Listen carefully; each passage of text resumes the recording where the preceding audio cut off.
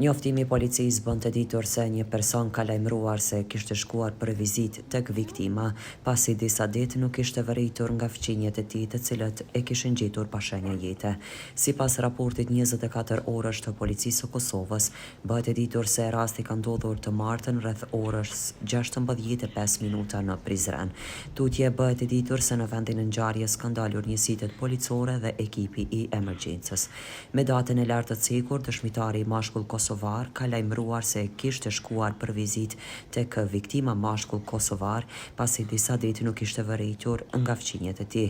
Dëshmitari e kishte gjetur viktimën në shtëpinë e tij pa shenja jete. Në vendin e ngjarjes ka ndalur njësitet policore dhe ekipi i emergjencës, ku edhe është konstatuar se personi ka ndëruar jetë. Në konsultim me prokurorin kujdestar, rasti i cilësuar hetim i vdekjes injekcohet si vdekje natyrore, thuhet në raportin e policisë. Derisa Togeri Shaqir Bytyqi na njoftoi se ai ishte me gjetë Qurdina.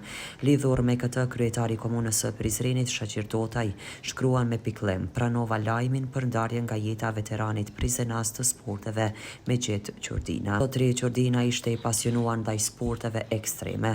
Ka kaluar një jetë të plotë në natyrë, duke angazhuar me aktivitete si automobilizëm, motocross, skijem, alpinizëm dhe shumë të tjera. Edhe pse i shtyr në moshë, ai vazhdoi të organizonte gara në nivel lokal dhe të promovonte sportet ekstreme, si dhe ka lënë pas një trashëgimi të pasëvendësueshme në fushën e sporteve motorike e natyrës. Ngushëllime familjes, miqeve dhe komunitetit sportiv, shkruan kryetari Totaj.